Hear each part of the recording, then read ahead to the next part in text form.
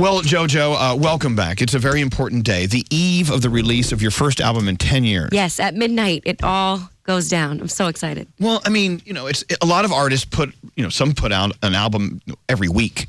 I like that. Yeah, content is very important, I know, but 10 years. Yeah. I mean, you've been working, you've been doing things, but the album thing, this is your own personal artwork that's finally being released after 10 years. How are you feeling? I mean, tell us what's going through your mind and your heart today. My anxiety has dissipated, actually, and now I'm just really excited. I just can't wait for people to hear it and to live with it and tell me what their favorite songs are. And if it were up to me, if I was just doing this entirely by myself, then I would have put out albums like every week, like you said, you know what I mean?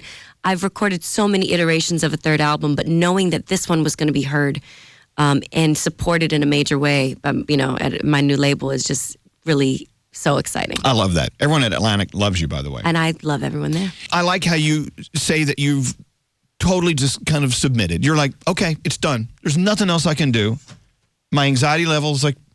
Well, at a certain point, you're proud of the work you've done. You know you gave it your all. You know that if you wait any longer, you're going to die. So you go ahead and put it out. Get it out of there. But most artists, when we ask them this question, they always say, like, well, when I listen back, there's always something that I feel like I could have gone back and done this a little different. Yeah, but that takes the magic out of the moment and the honesty. Like the first song on my album is called Music, and I did it in 2 takes. And I'm normally pretty much a perfectionist in the studio because it lives forever. So I want to do the best representation of myself that I can give.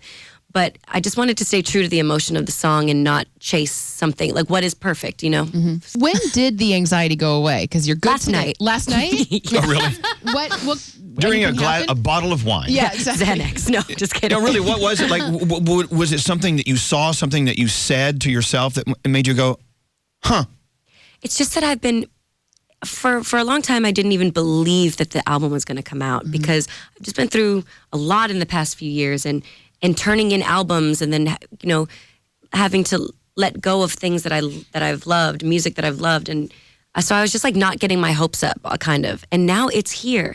And I'm so proud of this work and I love this album. And I got the cosign from my friends and they love it. And, at a certain point, you just need to let go and keep moving. 10 years into your last album, and all that you went through to get this album out 10 years later, think about just your personal growth, your personal, like where you were 10 years ago in your life and where you are now, JoJo. I mean, and this is an exercise we should all do. Yeah, for sure. How interesting for you. I mean, your journey has been, if you could give it a couple of words, has been what?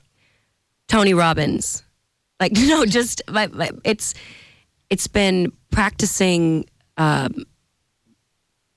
managing your expectations and living in the moment.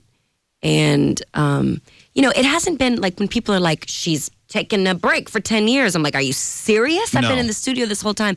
I spent so much time and money trying to free myself of my former record label and be able to move forward and put out music. So I learned...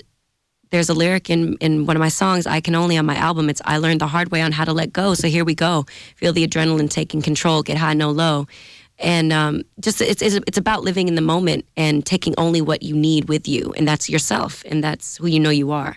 And your truth and standing on that. And you would hope that you change a lot from 15 to 25. I know I have. I'm sure we all have.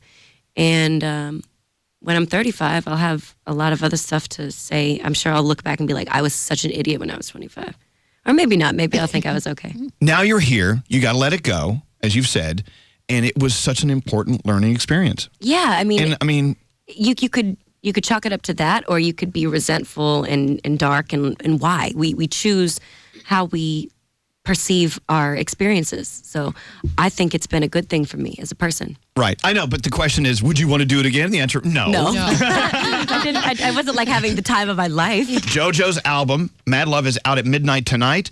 Let's see. Let's start with our buddy Alessia Cara. Yes. Who, was kind of... her career was born right here in this chair you're sitting in. She's so special. I love her. I love the song we have together. What is it about artists like Alessia Cara that set them aside and beyond? It's herself. It's the fact that she's being herself, and that that is able to shine through. I think it's so important for young women to see, particularly, that you can be successful on your own terms, and telling your own story, and not wearing makeup, and being, letting your beauty shine, just naturally. It's really dope. Oh, this is Mad Love. This is the title track.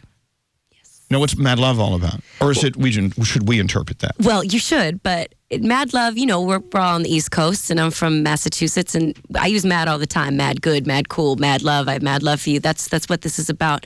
But I like how it can be perceived different ways. So it can be that crazy, passionate, intense love that I personally really like. The reoccurring theme of this album is you do you, I'ma do me, don't try to change me.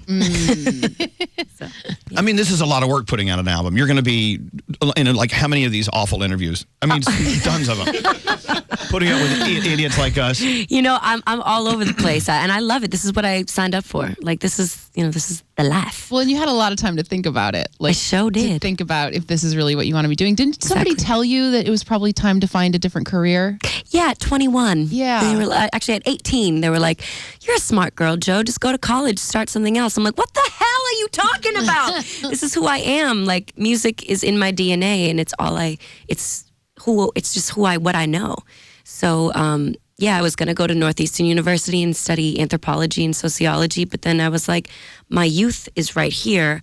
I need to fight so then I can, or else I'll never forgive myself if I don't really try to do what I want to do, to live out my dream that I started as a little girl. This is JoJo. Thanks for coming in today. Thank you so much, JoJo! guys. Thank you.